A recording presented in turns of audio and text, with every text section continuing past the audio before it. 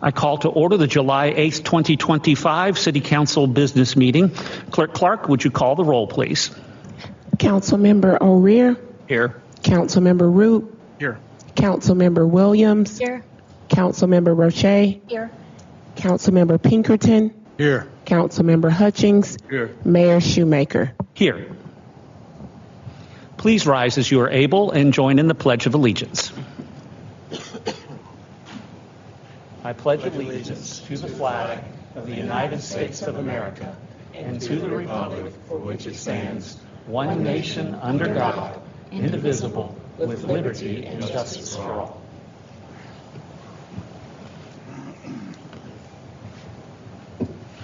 Each member of council has received a copy of the minutes from our June 10th, 2025 business meeting. Are there any corrections, deletions, or additions to the minutes? Councilmember O'Rear, did you want to correct the correction from the previous minutes? Yes, the correction I made in the last meeting was there was and I can't pull it from here, but it had listed myself twice as voting no on something, and Councilmember Roop as once. It should have been Councilmember O'Rear, Roop, and Pinkerton had voted that way. Right. Thank you. Did you get that, Clerk Clark? So we're talking about the May business meeting, correction to the May business meeting minutes. Okay. Since there are no corrections or changes to the June 10th meeting minutes, those minutes will stand approved as written. Item 5 is citizen comments. We had no one enrolled to speak this evening. Item 6, business. 6A, second reading of Ordinance O-2025-03, Development Agreement for Burdette North Redevelopment. Administrator Coker, will you summarize, please? Yes, sir. What you have before you is a document that you have seen a couple of times already, both the Committee of the Whole and first reading. There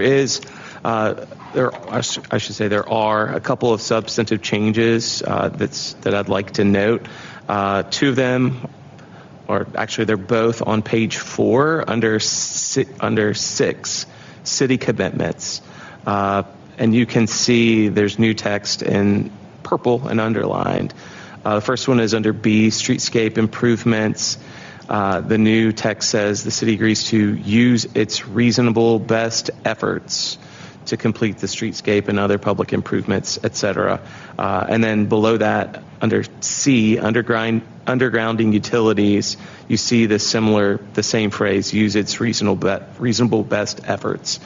And so as part of this effort, I've had meetings with key staff and with representatives of Duke Energy, and as it turns out, the railroad company is going to have some say in terms of utilities that are undergrounded, in particular beneath their right of way. And so as the city, we can't guarantee that this will take place. It does require decision from another body. So this was language that was recommended to us by our attorney. Thank you. A motion is in order. Councilmember Roche. Mayor, I move that council approve second reading of Ordinance O-2025-05, Development Agreement for Burdette North Redevelopment. I have a motion from Councilmember Roche with a second from Councilmember Hutchings. Discussion?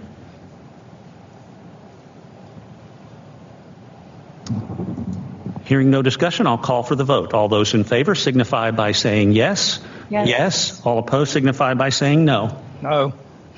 That motion carries by a vote of 6 yeses and 1 no, with Councilmember O'Rear voting no.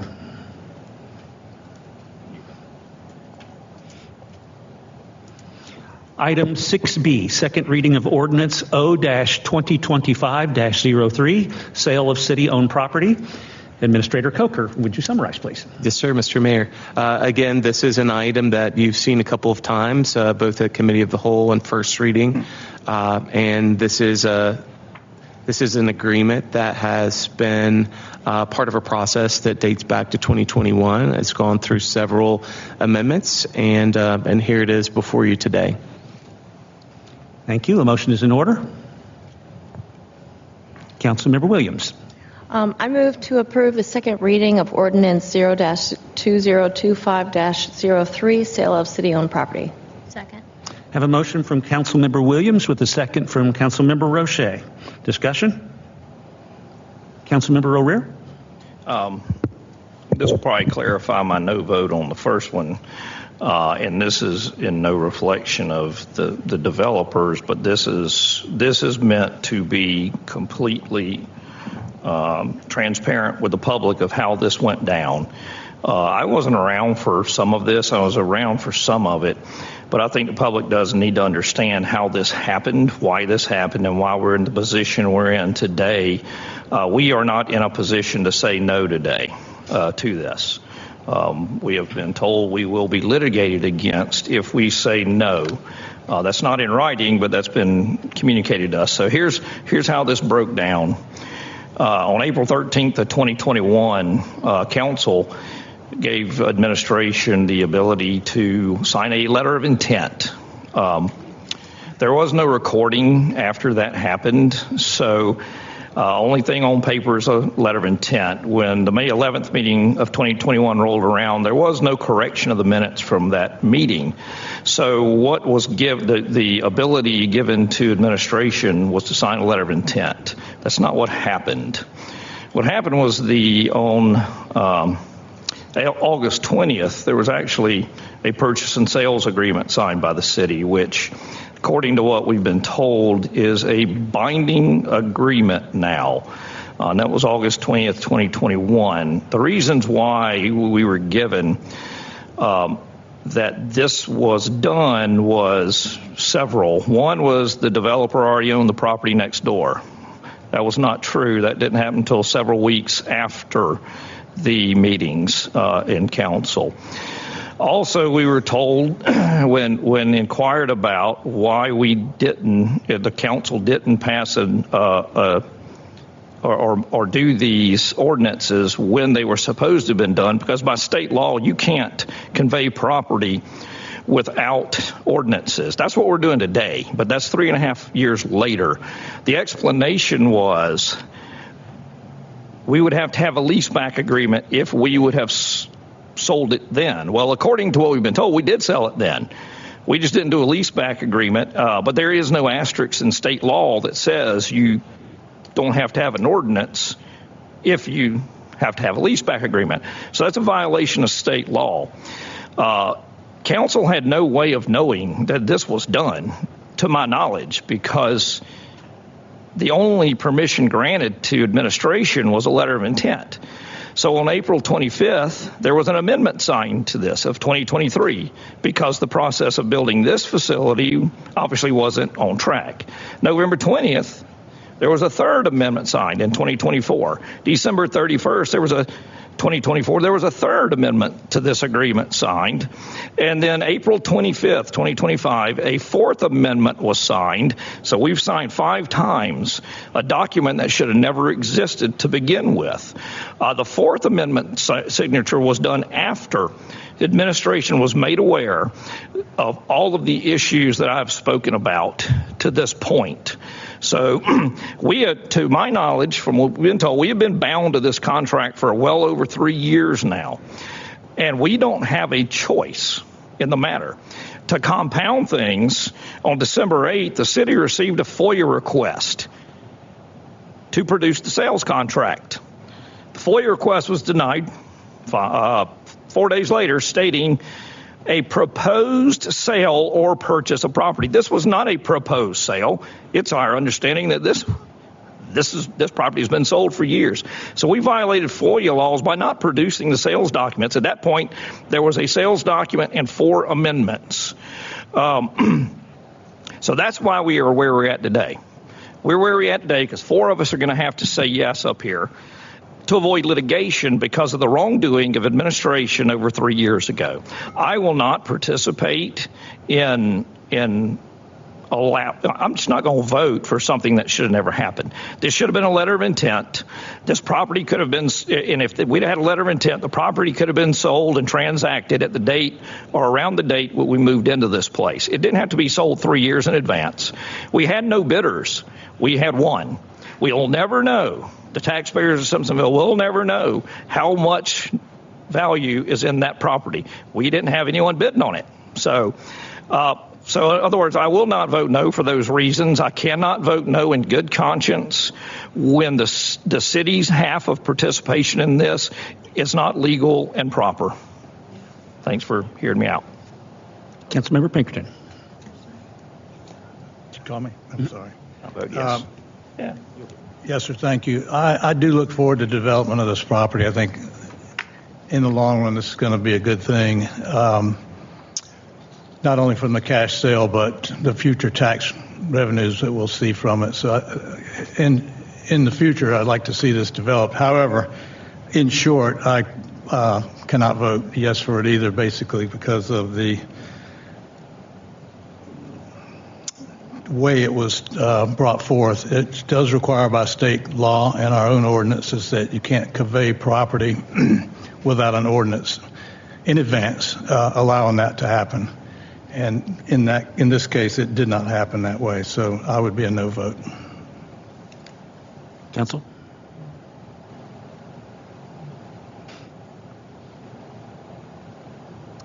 Unless I hear further discussion, then I'll call for the vote. On the motion to approve on second reading of Ordinance O-2025-03, sale of city-owned property, all those in favor signify by saying yes. Yes. All opposed signify by saying no. No. All right. Clerk Clark, can you do a roll call vote, please? Councilmember O'Rear, No. Councilmember Root, No. Councilmember Williams, Yes. Councilmember Roche, Yes. Councilmember Pinkerton, No. Councilmember Hutchings, Yes. Mayor Shewmaker. Yes. That motion carries by a vote of 4-3.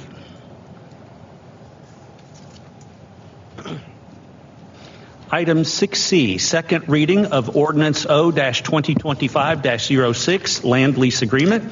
Administrator Coker, would you summarize, please? Yes, sir, Mayor. What you have before you is a 50-year land lease agreement between the city of Simpsonville and the county of Greenville.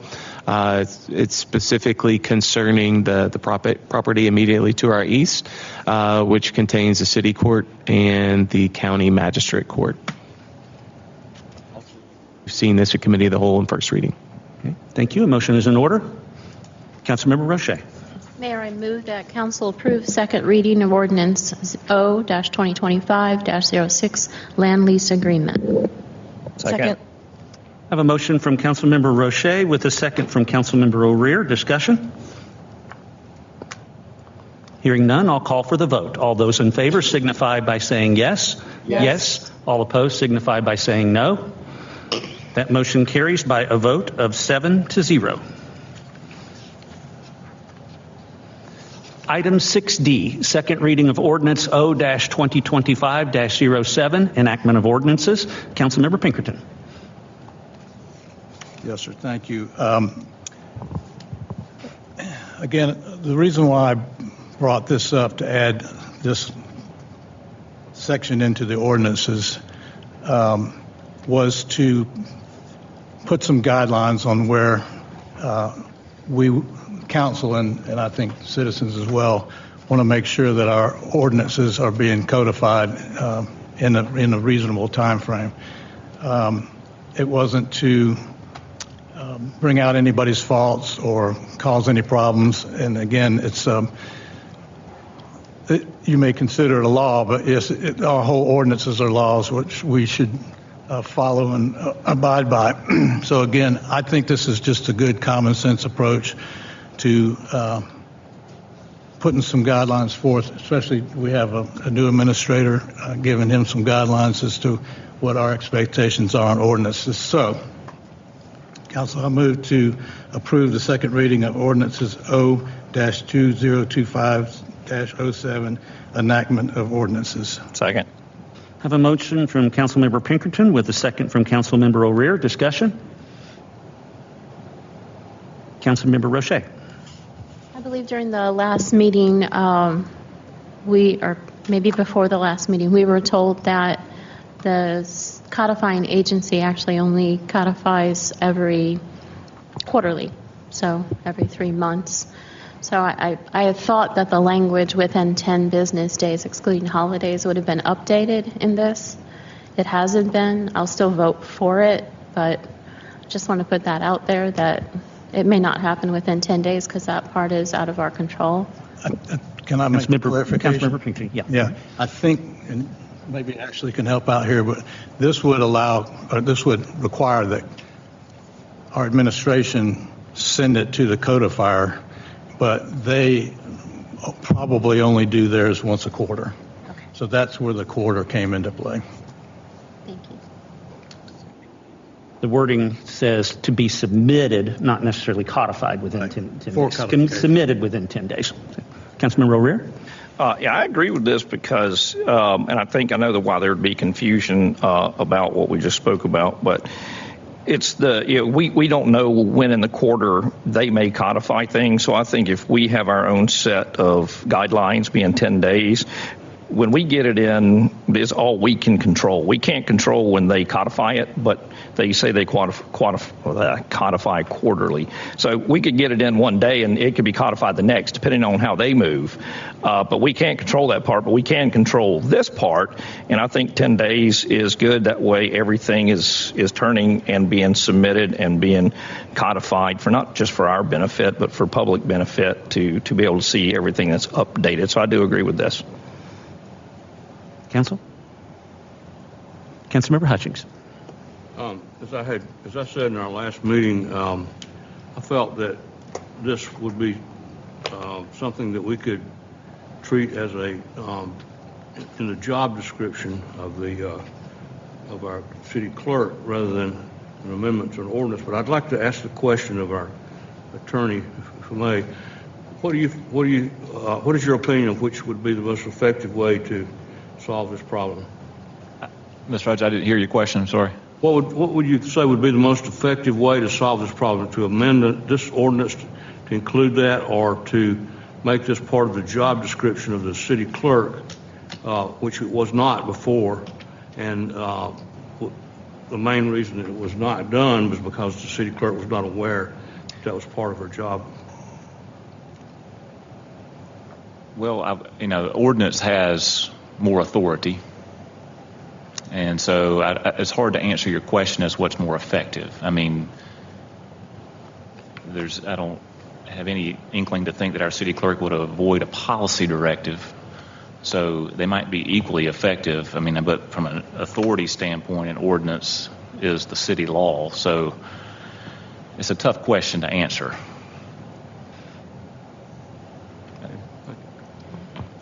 Any further discussion?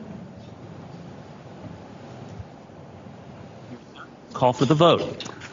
All those in favor of approval on second reading of Ordinance O-2025-07, Enactment of Ordinances, signify by saying yes.